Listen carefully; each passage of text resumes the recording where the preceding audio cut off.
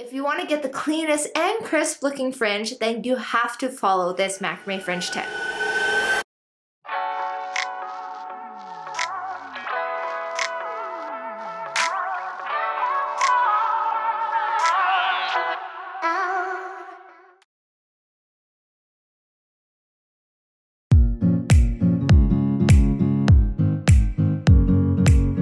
Hi everyone, my name is Nicole and welcome back to BOCHIKNOT Macrame. Here on this channel you will find everything DIY macrame related. We often release DIY pattern tutorials, tips and tricks, and also helpful best practices for your macrame journey. So if you guys are interested in learning macrame with me, then click that subscribe button. And then also give me a follow on Instagram where I do release quick tips and tutorials on my Instagram reels and also release my latest macrame designs.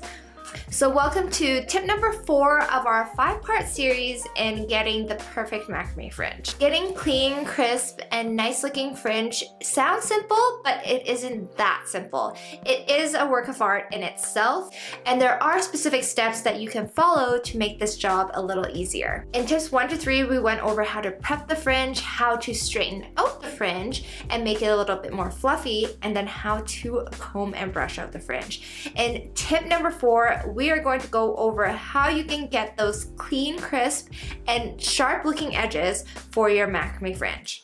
I'm not saying if you prefer the messy, uneven look of fringe that's not okay. That is totally okay.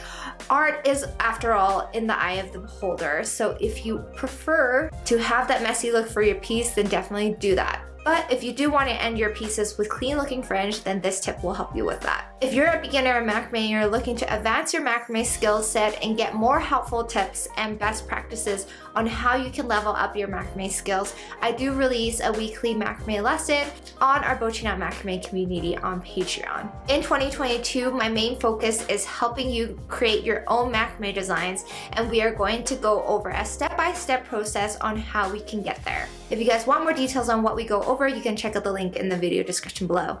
And without further ado, let's get started.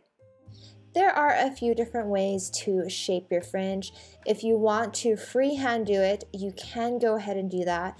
I find that the easiest and most precise way to shape clean looking fringe is to use some type of marker such as a ruler, or what I like to use best is tape to hold the fringe down so that you can just cut and trim along the taped area to get nicely trimmed fringe and clean, sharp corners.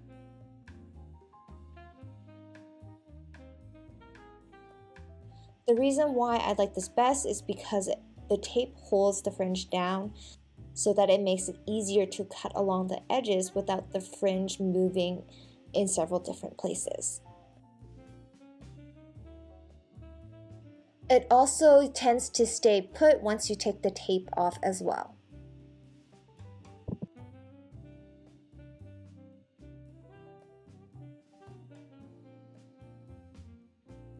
You can also use the tape to align the fringe and get even fringe all around.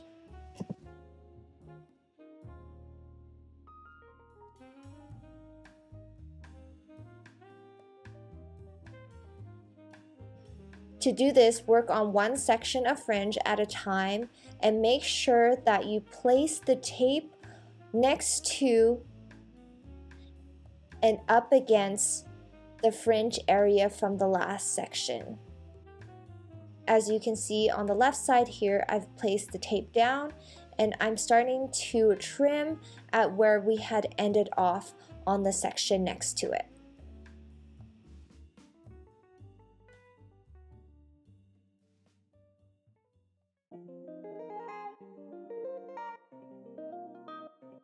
And that concludes tip number 4 of our 5-part series for fringe tips. This tip is definitely the most important one when trimming and shaping your fringe. I've tried to experiment with other methods like using a ruler to hold the cord in place and cutting along that. That works as well.